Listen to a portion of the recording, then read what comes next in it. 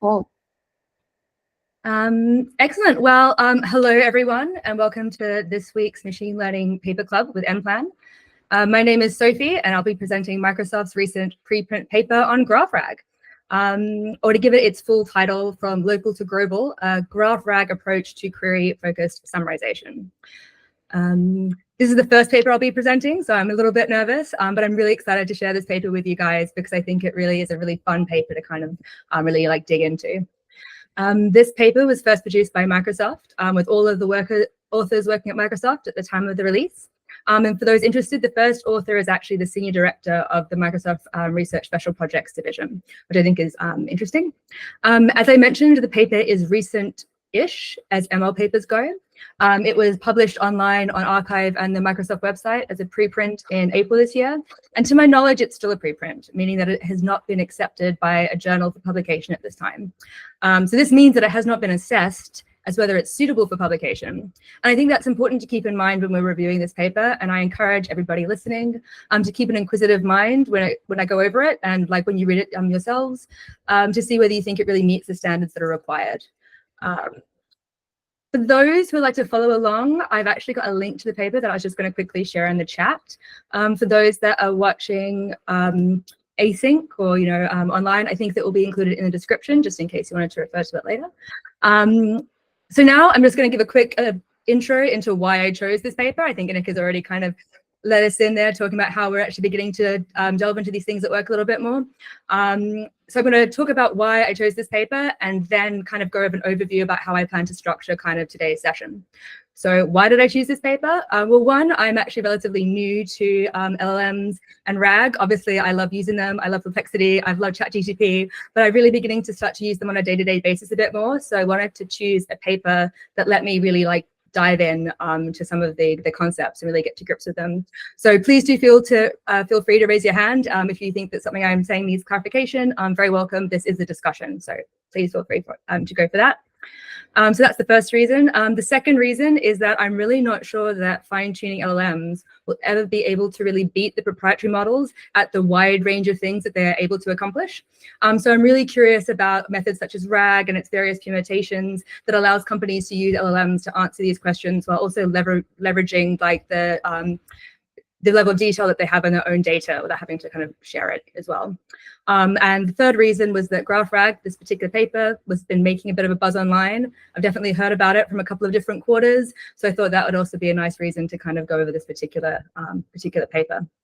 My plan for today is to spend the first half of the session kind of giving a very high-level overview of the paper, so probably not going down into detail about too many things, trying to keep it relatively like high level. And in the second half, that's when I'll really dive into some of the concepts that I discussed in it. I particularly wanted to discuss community detection because I thought that was really central to what this paper is trying to do, and also kind of delve into the mechanics of the method and things like that. So with all that said, I will keep going. So what is this paper about? Well, my interpretation is, at its highest level, that this paper hopes to propose a step forward in how LLMs, in combination with retrieval-augmented generation, is able to support human sense-making. Now, sense-making is defined by the paper, just in this green here, and I've summarized it a bit, as an effort to understand connections in order to anticipate their trajectories and act effectively. This I read as a bit of a proxy for something like reasoning or decision-making. And given the context that we're looking at this over, it's a proxy to reasoning and decision-making over a broad data set rather than a narrow data set. So I'm going to rephrase what I think this paper is about at its highest level. I think that this paper is looking to propose a step forward or like an advancement in how RAG plus LLMs are able to support human reasoning and decision-making over broad data sets. How does it propose to do this? It proposes to do this by introducing us to a new method, GraphRag. It's right there in the title. I keep saying here, working with LLMs, I'm quite aware that you can't really have RAG without necessarily working with LLMs, especially within the context.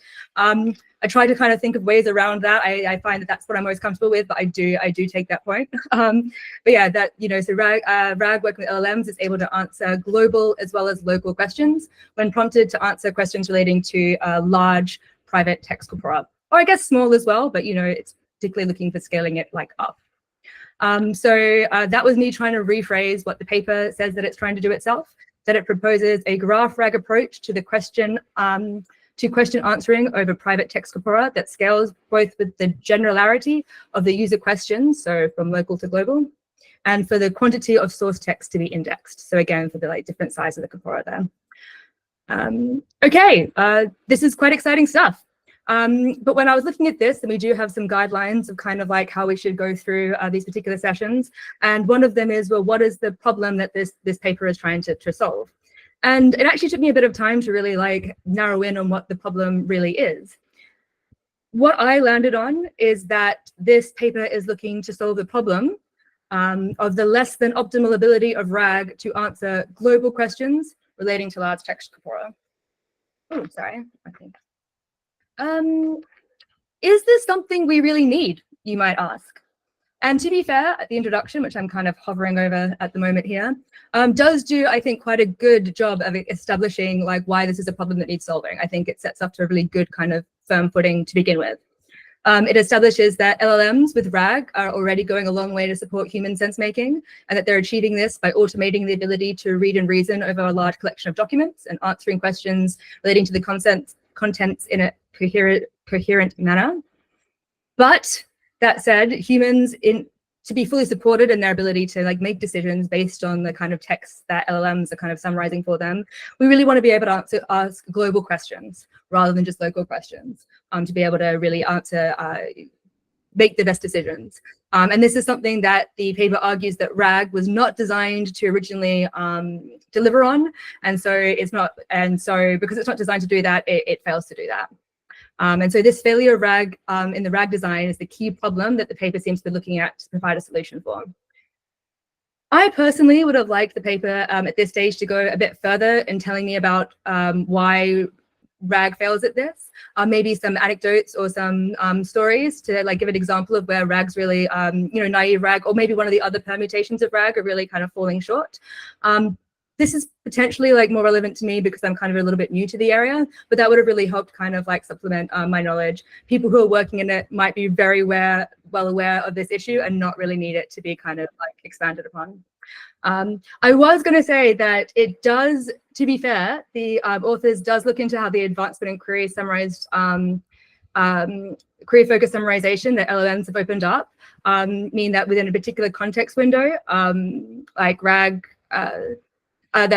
given the context window, that query-focused summarization isn't as much of a problem as it used to be because of that extended query window. And one of the things that I really got was that perhaps there could have been a bit more detail on how traditional trunking methods used in RAG, which kind of scour chunks of text, rate the chunks of text, and return the most relevant and relevant examples to a question being posed, kind of failed to capture the global nuances.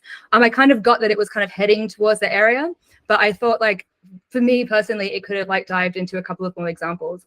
I do think someone just raised their hand and said it did actually cover some examples. Would you care to show? Oh, thank you, excellent. So some of the examples shared was that traditional RAG can't do decision making, or it can only rephrase it. It can only rephrase it on a query. So I didn't get this from text as much, but this also might have been just because of my reading. Please do share.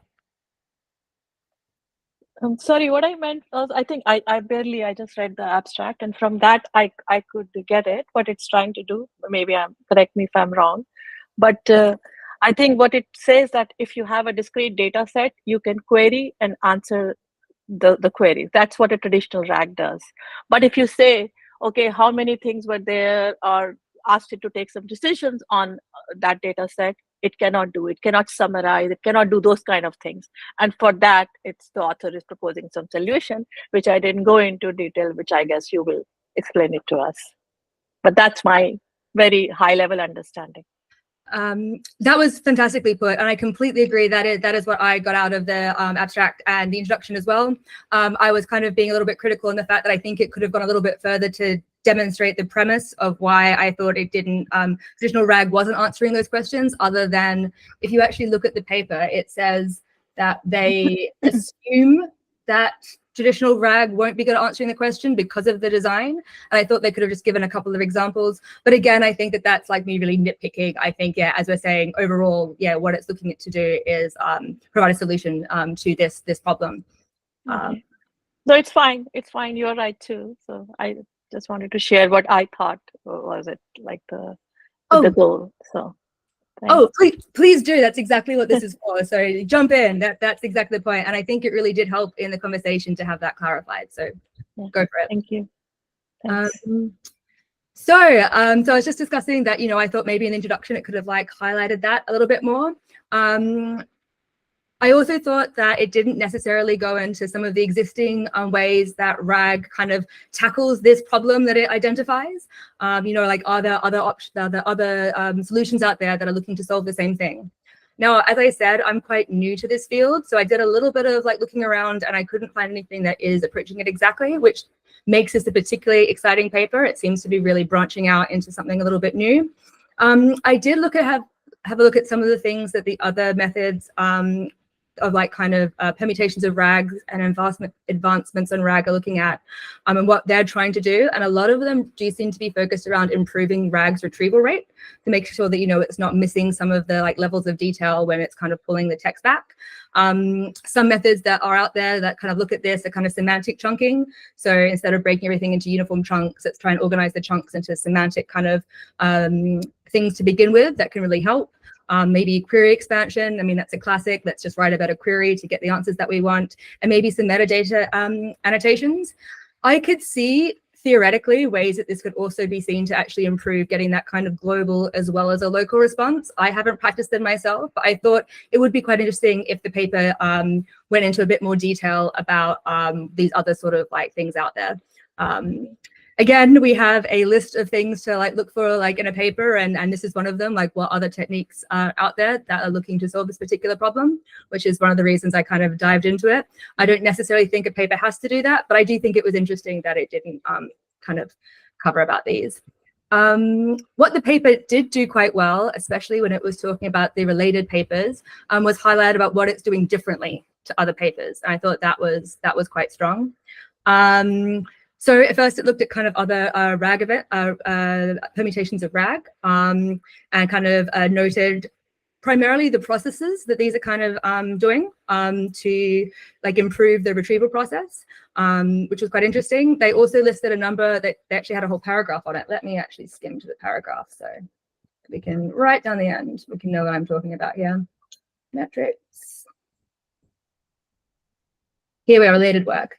Graph and LLM. So they had a whole section where they looked at like other ways that other researchers are actually looking at using graphs and LLMs. And I assume that these are also primarily looking at finding kind of those global answers to be able to answer the questions. It didn't say this directly, but I assume that this is what these papers are kind of looking at. And they do go through the different ways that these graphs combined with LLMs are approaching this kind of ability to solve various problems. They pointed out the way that this particular paper differs is because that this paper looks at the actual modularity within the knowledge graph that it creates with LLMs. And due to that modularity, well, it uses a community detection algorithm to be able to rearrange the knowledge graph kind of into communities, like detect communities within the knowledge graph, summarize those communities, kind of create this like global level of understanding across, you know, that kind of behind all of the information from the knowledge graph.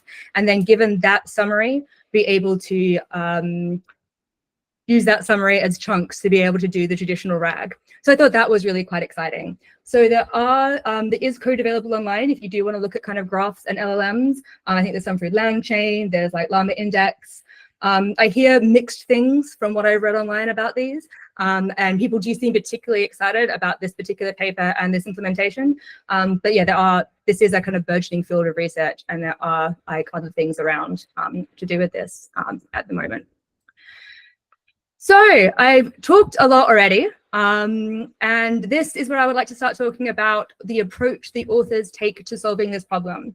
So we've established the problem was that RAG was not designed to answer these global questions. It is focused on, especially naive RAG, it's focused on kind of retrieving local level information rather than necessarily synthesizing it and bringing it together.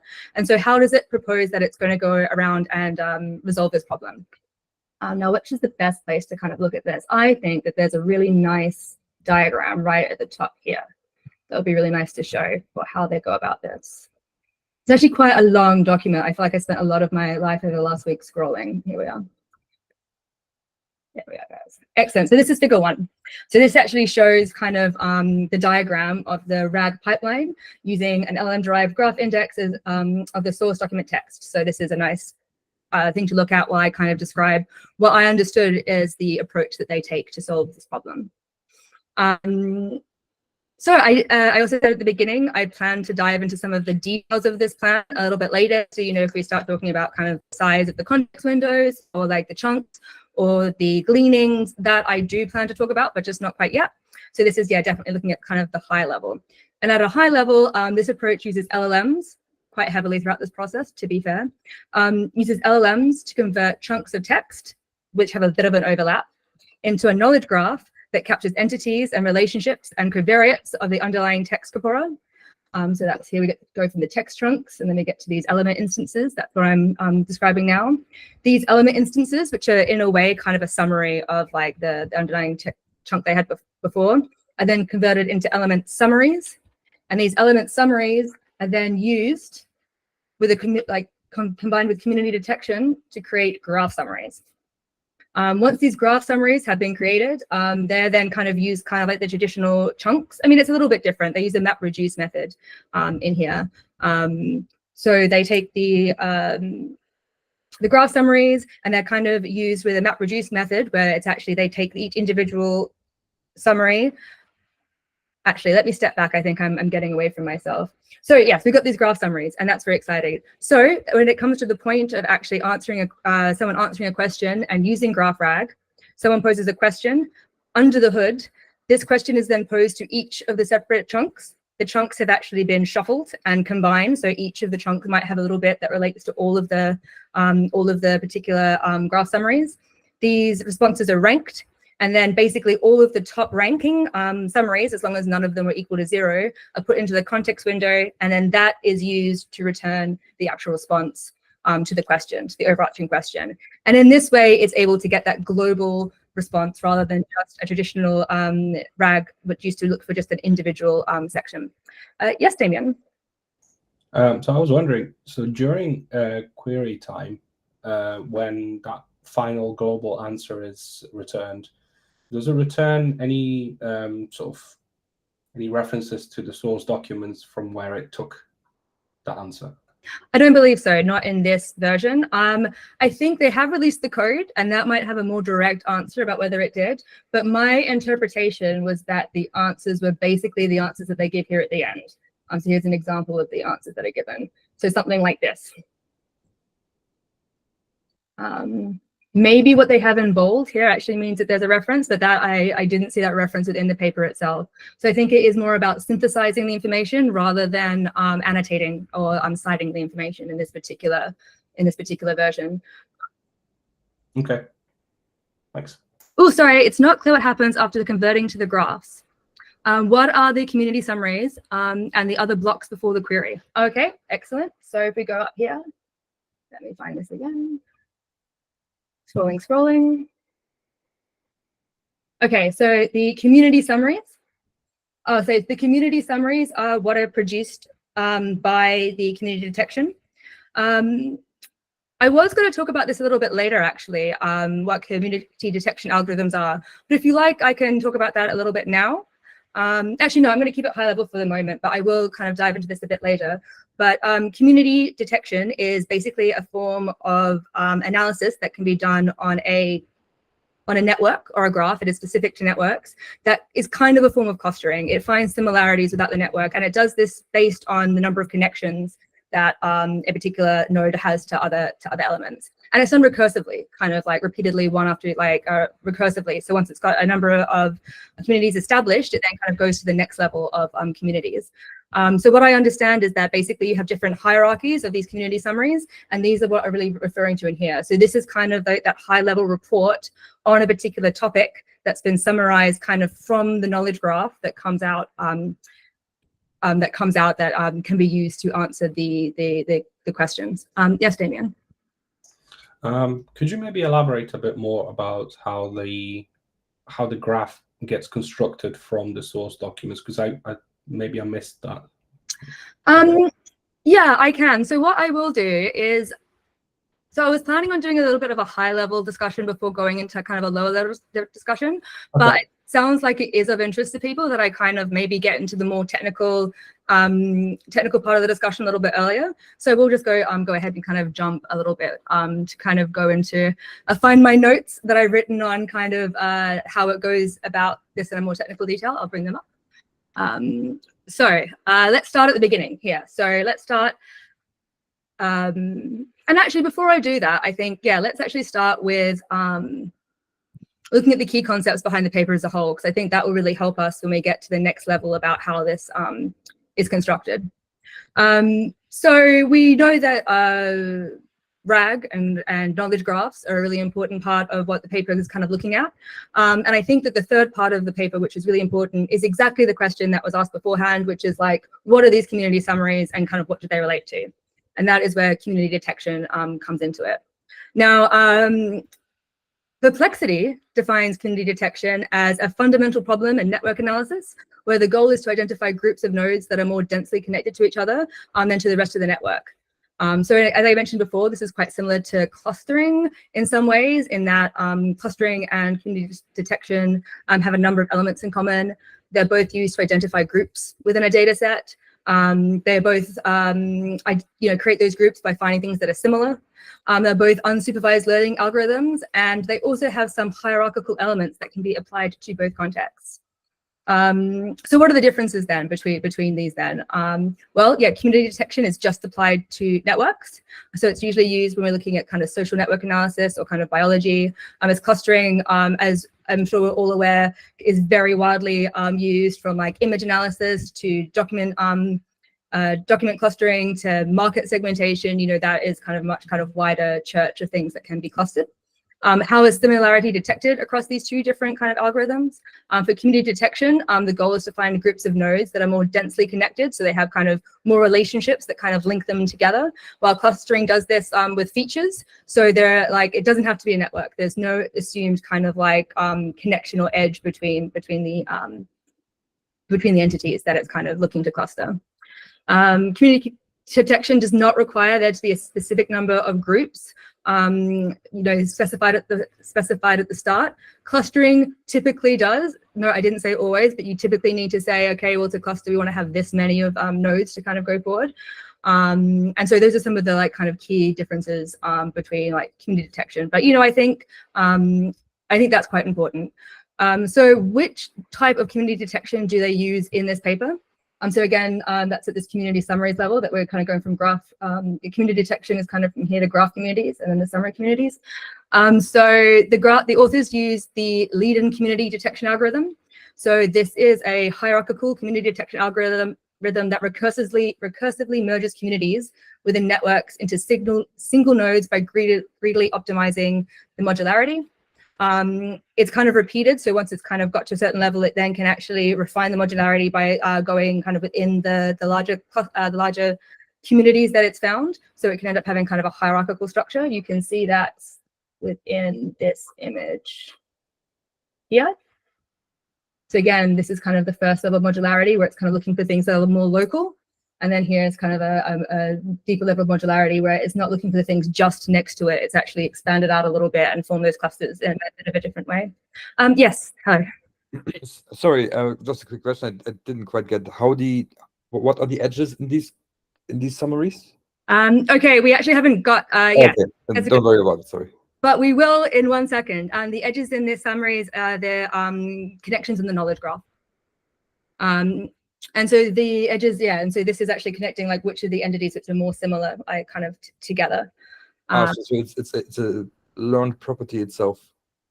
Yeah, so it's trying to basically it's clustering the network based on the number of connections that are kind of similar. So if we return to what like this process is trying to do, is that we have so we haven't gone into how it happens yet, but we have a knowledge graph that's been created from these kind of chunk summaries, and from that, what we want to do is we want to say, okay, we've got all these little bits of information that are kind of scattered all over the place, all around this graph. We had text chunks. Those text chunks were converted into little bits of into graphs, which had entity and their relationships kind of around. These were then, how do we actually find across this whole global space how these relate to each other? And this is the step where they actually try and find, okay, well, so how do these relate to each other? And what they do is they look for like, okay, well, how many of these nodes are connected to other nodes? And they use that as like a summary to kind of these base relations. How are they created in the knowledge graph itself? Sorry, I'm not super familiar with that. No, we haven't gone over for that, and so I will jump onto that right now. Actually, that's actually a really convenient kind of segue into it. So if we go to, I think here is the text that my OneNote multiple prompts used. Here is the text that really kind of like dives into this happening.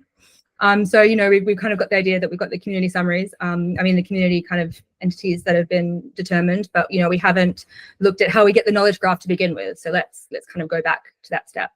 So the first step we do is we have a text corpora. It's huge. We know that we want to be able to access information from it at a global as well as a local level. So we begin the process of graph rag. So step one is chunking the text corpora. So at the moment, it's chunked into about text sizes. I think they ended up using 600 tokens of text. So all of the underlying text is chunked with about an overlap of about 100 tokens. So that's how we've got that's how we're just splitting up, kind of batching the information we're going to be processing to begin with.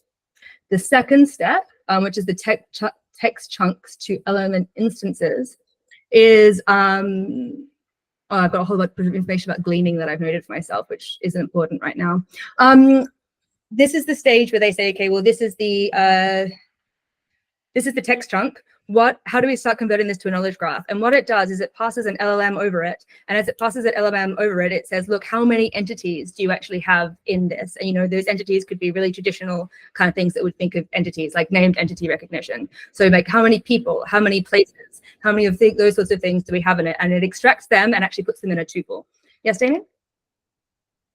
So does this entity identification and then like when they're trying to identify the relationships between these entities, is that done on a single like chunk level, or do they analyze multiple chunks and whether they have like related entities across multiple chunks? So my interpretation, and I'd be really happy for other people to jump in on this, is that I believe they did it at chunk level. Remembering that chunks do actually have an overlap, of 100 kind of tokens at each level.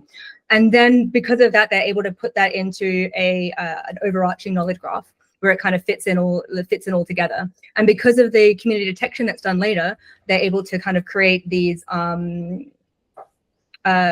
larger kind of community clusters, which bring similar ideas from all those different chunks together.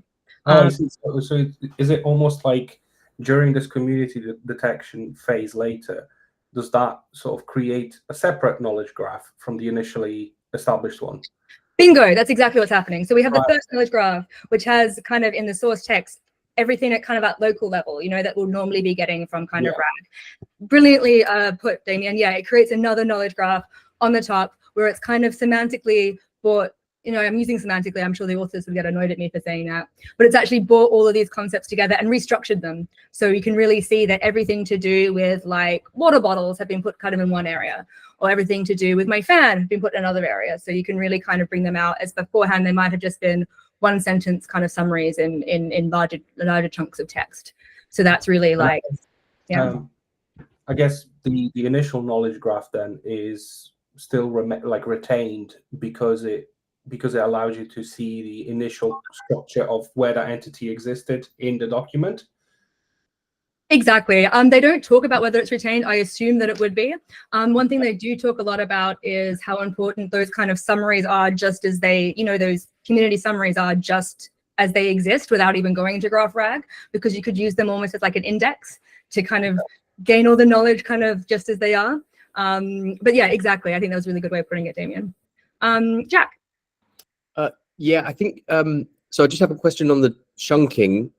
You mentioned earlier, I think that it's not always contiguous text or like tokens that create the chunks. There can be other chunking methods. Is that correct? For this, yes, in general. For this page, right, okay. I think I'm asking a question, so let me know if I've got it wrong. So in this paper, I think they use naive rag. They use kind of the most basic form, naive rag as they call it, to you know, kind of compare this to, and also to create the chunks that they then use to kind of build upon. There are other methods of rag, and there are other methods of chunking, and there are a lot of things that are going on in this space at the moment. It is very exciting. It's kind of bubbling with things that are happening, but those aren't addressed in this paper, or they aren't the focus of this paper, I should say. Yeah. Arvid? Yeah, again, so the question about the initial knowledge graph, like how do they keep it local? I mean, if you were to only connect chunks from the same document, right, you would get very isolated communities, which probably would not be helpful in any community detection. But how do they do it so that they have some level of connectivity without having to compare items over the whole, or nodes of the whole graph with each other? Because that would be very, very expensive, no? Well, this is incredibly expensive. This is actually, they warn against using this in this paper and on their GitHub, saying this is incredibly expensive. So yes, it is expensive. So how do they, my interpretation of how they do this is that, so you have the chunks are turned into a, and again, please, if people read the paper, jump in. Also really happy if people read the paper afterwards and want to email me or email anyone at MPlan, please do. I'd love to keep the conversation going. That they get the original kind of element instances. So, you know, you get that tuple output. They then convert each entity within that graph, which, you know, might just, you know, have a single word or something like that to begin with. They actually can combine those into like summaries that capture that entity and the relationship that they have to other things. So in one graph, you might have the word water bottle. I used that earlier. I'm going to keep using that. So you might have water bottle and water. It might come up in two separate chunks, which might look like it's two like separate entities. But when they use the summaries and they try and start connecting those summaries together, they begin to be able to form kind of like the LLM's able to actually like join these. As I said, I've already started looking at this paper this week, and I'm very new to the topic, so definitely happy to be corrected on this. But that was my initial understanding of how they do that.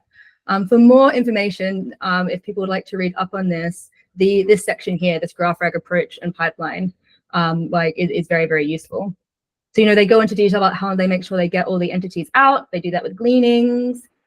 This is how they go from those element summaries to kind of the graph communities, where they, they create like a graph index, which is basically, that new knowledge graph that Damon was talking about, which can then be used to kind of get the community summaries that are kind of these reports at that stage. And it's a weighted graph, right? It says there. No, it's an unweighted, undirected weighted graph. Yes, and the rate is the relationships they have between the different nodes. Thank you. Yeah. Yes, and it's the leading hierarchy that they use to create them. Oh, that's exciting. Excellent. So I hope everyone's a little bit clearer on how the process works and how the approach works. I definitely really appreciated the insights that people brought. And I think I have better ways of explaining it to myself now. So I would like to say thanks to everybody. I won't keep going into, there's a lot of detail in how they go into this, again, like with the gleanings, with the different level of communities and the ways that they compare them. And you know what? That's going to come up in the results. So I am going to go through that a little bit. The gleanings, is anyone interested in gleanings? I'm going to take that as a no. I'm going to skip the gleanings. All right. So the different hierarchical communities, a reason that this is quite important to talk about is they actually, ooh, my paper disappeared. That's not what I wanted to happen. Sorry guys, I'm just going to reshare my paper because my other one disappeared. Here we are. Not quite sure why that happened because it didn't appear from here. Excellent. Okay. So the paper. So as we've established, we have these community detection, and that's a hierarchical process which has increasing levels of modularity as it kind of like moves up through the hierarchies, and it becomes more and more modular. That's the aim of what the algorithm is trying to do, creating these relationships. I'm just going to show you an image of that again here. Oh wait, wrong direction. Apologies. So here, so it kind of goes from something that gets more modular, like as it moves across, and kind of makes the connections across the network. This new network that's been created. And so you have different levels. So as an iterative algorithm, it kind of can get into like more and more modularity. You can get more and more communities. So one thing they do look at in the paper when they analyze the results is like, okay, well, we've got all these community summaries at these different levels. Which level of community summary is better? And there are some interesting considerations when you look at like which one would be better. Definitely for the bank account, some are better than others. So if you look at, so this C0, C1, C2, C3, I'm not sure if you guys can see that. Yeah, you'll be able to. They have on these different, so yeah, background to this table. They have two data sets that they're looking at. Both are about 1 million tokens. I think the news articles one's a bit bigger. It's like 1.7 million. And so this is like what, once you've broken them down into those community summaries of like different levels, like how many tokens do kind of each one kind of have overall.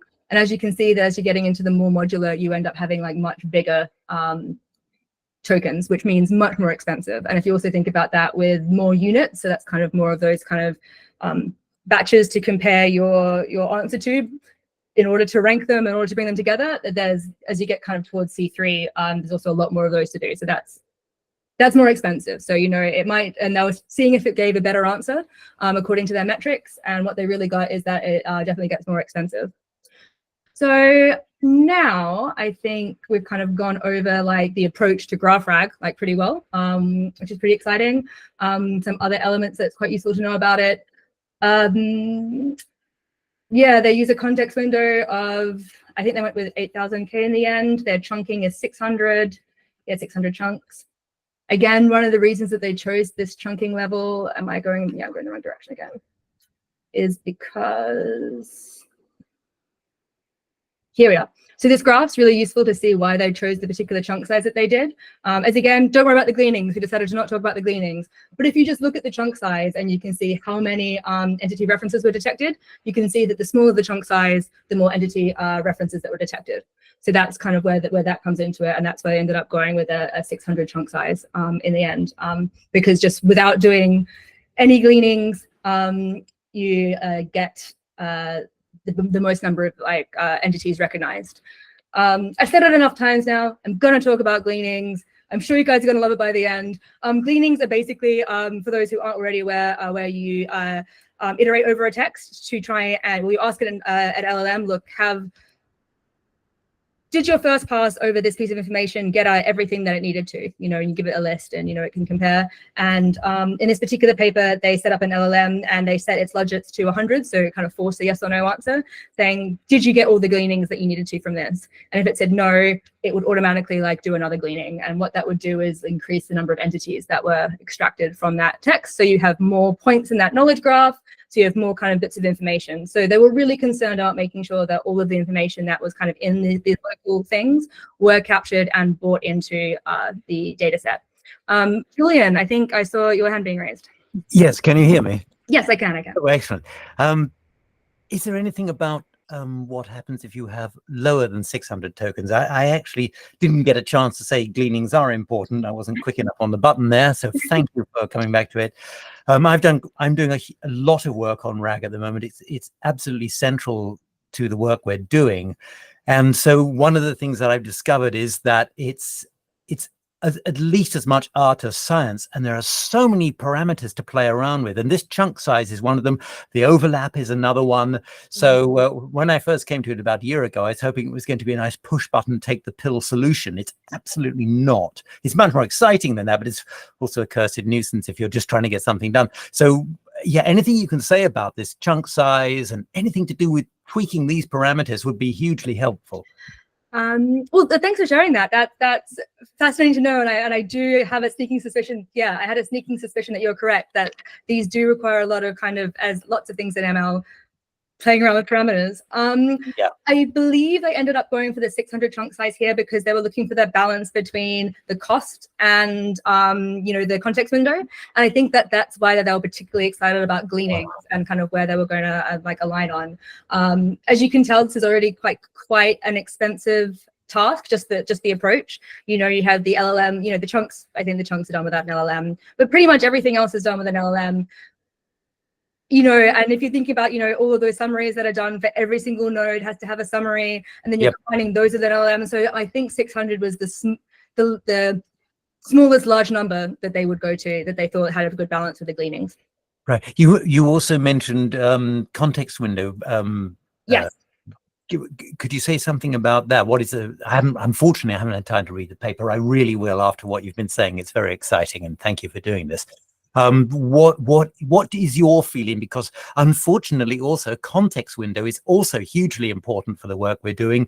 We're easily faced with breaching the 128K or 200K. So, for instance, a million context, even more than that, is very exciting for us. But of course, it's very challenging.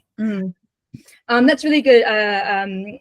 Yeah, really good point. So to answer the first question, they ended up going with 8K. They talk about it in the configuration, so this might be a particularly useful part for you to look at. Right in the introduction, they actually begin by talking a little bit about longer context windows and things getting lost in the middle. So they were very clearly worried about that, and that kind of comes through in the gleanings and the entities that get lost. So they were really worried about that stuff getting lost in the middle. Interestingly, they ended up testing 4 window sizes. They didn't give us the results for all of them. And the metrics that they were using to assess, it looks like they did a little bit better on the smallest context windows. And that's why they went with them. Oh, right. Yeah.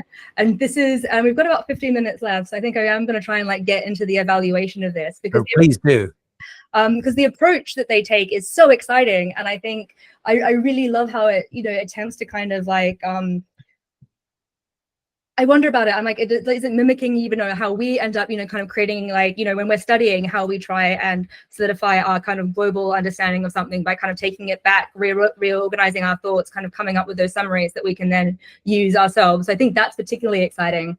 For me personally, and I would love to have a discussion about this in the next 15 minutes, I feel that their evaluation falls short for me. I don't think that means that the approach is bad or that the approach with a different evaluation could have been a bit stronger. Also very happy to be shouted down and everyone be like, no, it's fine. But let's go on to the evaluation of this then.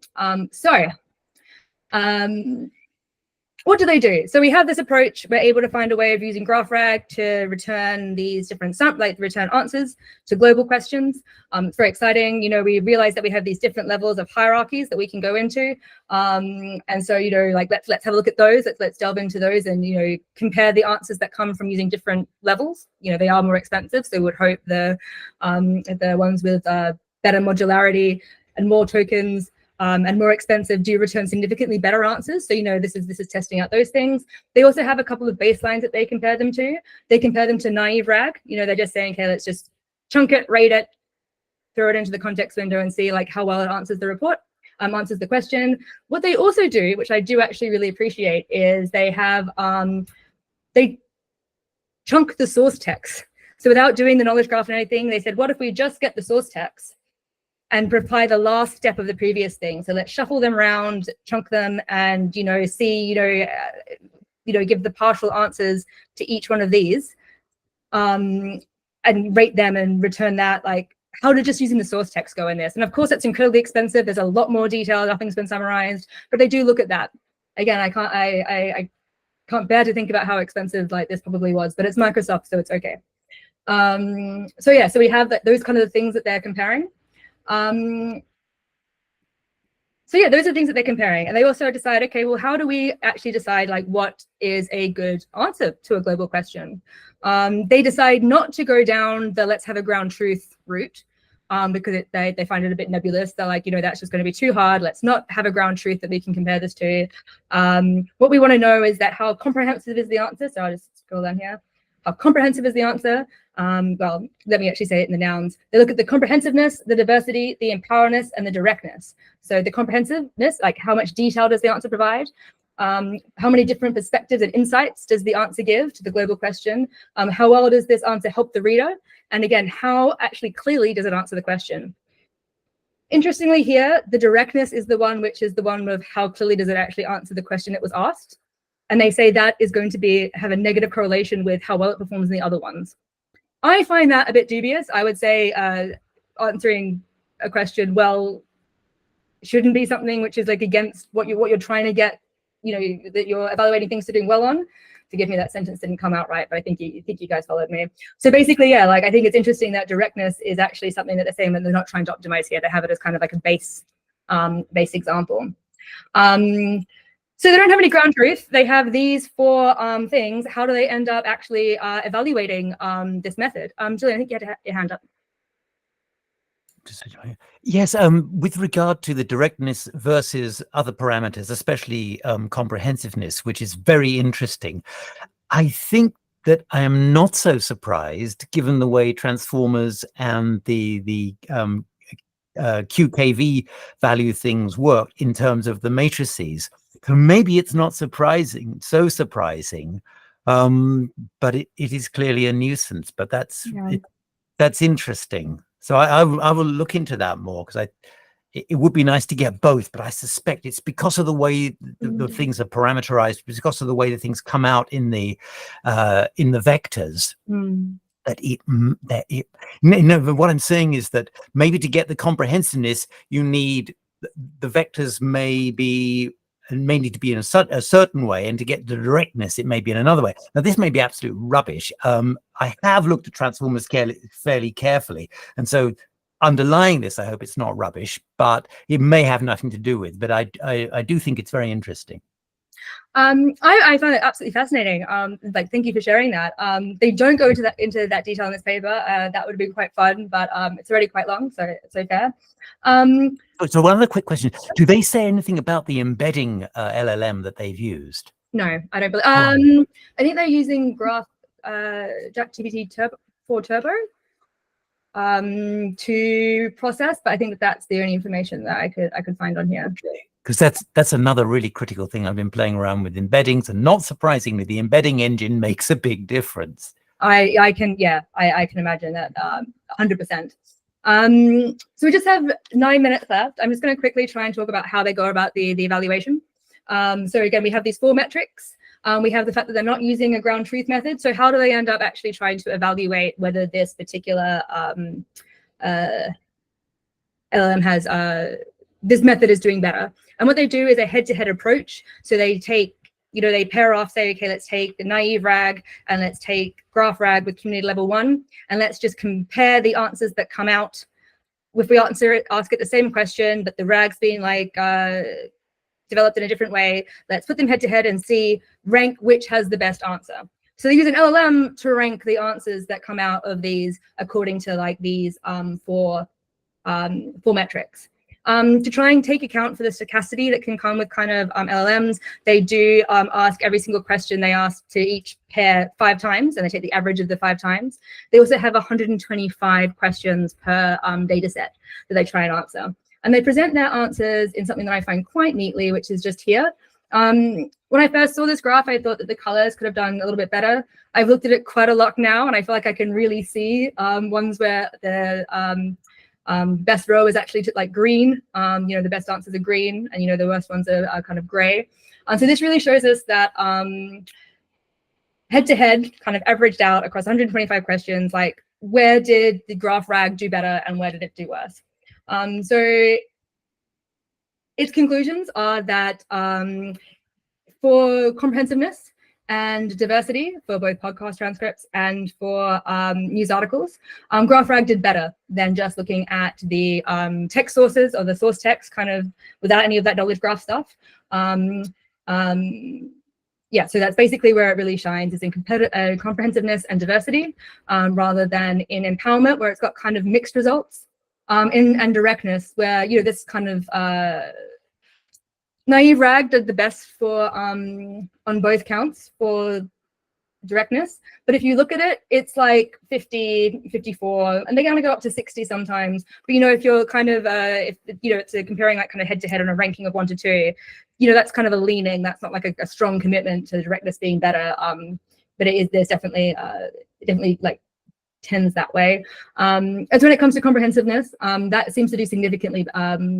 Maybe it was diversity. Diversity does much better. So, you know, you have 71%, up here you have like an 81%. So those kind of do much better when compared to the naive rags. So the place that I think we can see the biggest difference is that naive rag compared to any other option. So any of this chunking and kind of like reorganizing, whether it's just the source text, which is great, but that's really, really expensive.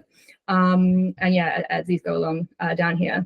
Now, we're getting towards the end, so we've got about 5 minutes left. And one thing I wanted to quickly do is also look at the examples that they give about where comparing 2 of these answers and how an LLM decides that it's going to rank them. Oh, one thing is, yeah, the LLM also says why it prefers one particular answer over the other. So we get like a little bit of a spiel about why it's better. And here is the question that they give is, which public figures are repeatedly mentioned across various entertainment articles? I feel like this isn't the best kind of question for a global question anyway. One, there is actually a factual answer to like what these would be. And, you know, so I don't think this is the best question. The questions were actually formed using an LLM, looking at the data sets to get the 125 questions. They actually got an LLM to summarize the data sets and then to find like these questions considering users. So people interested in that evaluation step, there's actually quite a lot of interesting stuff in this paper about that as well. So I thought the question for the example I gave isn't great. And also that the only one that actually answers the question is actually the naive rag, and that the other answer doesn't, the one given by graph rag doesn't actually directly answer the question. It says that that, you know, that the entertainment industry is vast and that individuals come from all of these sorts of different fields, but it doesn't list one. So I thought one thing that this kind of evaluation metric really lost was that ability to kind of synthesize some of the information that can kind of come out. And because I found the naive rag response actually better. I feel like, you know, it gave me examples of like who are some of the public figures and, you know, why are they featured more prominently. It's like, well, the newspapers like talking about their personal lives and careers, which I think is an accurate summary of, you know, why would these people be being featured in public entertainment. But as I come to the end, I think, so yeah, that's kind of my first thought is, you know, like, you know, I wouldn't have actually said that this is necessarily not the winner. And it's, you know, so I thought that's an interesting part of it. But on reflection, you know, I'm wondering if I'm kind of missing the point. So I can imagine that this ability to look at the global kind of summaries of things, the responses that come from that, maybe that's not the end point of the summary. If we get this kind of global response, you know, answer where it's kind of giving us this sort of information about, you know, we have these actors and directors in the data set, we have these influencers and entrepreneurs, we have these musicians and executives, it leads me into asking better questions of the data set that's underlying it, rather than just kind of taking that question at the top and kind of leading with it. So I was wondering if there's actually a way this could be incorporated in the future as kind of like a step towards understanding a data set and it kind of leading you along the way, rather than necessarily like leading to just the final answer and you're meant to leave. Sorry, Julian, yes. In this area of evaluation, do they speak of any ablation studies, particularly, for instance, changing anything like the retriever or anything like that? No. When you say retriever, what do you mean by that? Do you mean kind of like, do they check for like hallucinations or confabulations or things like that? Well, there are various things about it, but they could literally have different kind of retriever algorithms, which can change. I wasn't thinking so much of confabulations, although that's obviously a problem. It's just the big problem is, do they manage to actually, if you're thinking of cosine similarity, for instance, how, and there are obviously other algorithms, but that's a very common one. How good is it at, in say, let's say the top 5, which is very typical. How good is it at getting some really relevant information? Because obviously if they don't, then the LLM has to work harder at trying to pull out what is relevant. So you, as they with different, it's just as with different embedders and different retrieval mechanisms, you can get quite different results. And I'd be very interested. I mean, they can't do everything in one paper, but I would have been very interested had they done so. So what I believe that they do is that they have an LLM that looks at kind of, so, you know, we you know, in the previous step, you know, before we've asked it a question, we have all of these community summaries, you know, these community summaries of kind of all of these areas of kind of that capture the global kind of aspects of what's in the knowledge database. And they're all kind of in chunks of about like 600 tokens long. And the question comes through, you know, kind of the question comes through the retrieval service. And what they do is actually pose that question or a pastoral question to each of those chunks. And then they ask an LLM to let them know how well did the chunks actually respond to the question by themselves, just as the chunk. Then they take those, they rank them from like 0 to 100, discard anything that's 0, and any of that remain, you know, they combine, you know, in descending order of rank into the context window that's then used to, you just fill up the context window that's then used to respond to what they've done. So that's the only technique that I think that they use in this for that kind of, but I didn't think about the embedder when it comes to like things like that. That's what they use to rank and kind of return the like which chunks they find relevant. I felt like they really missed the trick on like looking at, you know, they don't look about whether there's any like confabulations, or they don't check the factfulness of the responses. I feel like there's a lot of, you know, faith that it will return what it should. I hear from people that I deem to be incredibly reliable that this is not like uncommon, that there is quite a lot of faith put in RAG. But I think especially for a paper, it would be really nice to know that, you know, the answer that it's getting is factually correct. And I feel like that was not something that was particularly being debated in this. Maybe that shows my ignorance when it comes to RAG. And I think, guys, that takes us bang up to 1:30. And well, I was going to say any questions, but I think we're at time. So I'll just end up by saying thank you, everyone, for contributing. I really enjoyed hearing everyone's point of views. If you get any insights, feel free to email me at mplan, and hopefully see you again some other time. Thank you very much. It was great. Thank you. Thank you. Bye. Thanks a lot, Sophie. Thank you so Thank you. Thank you.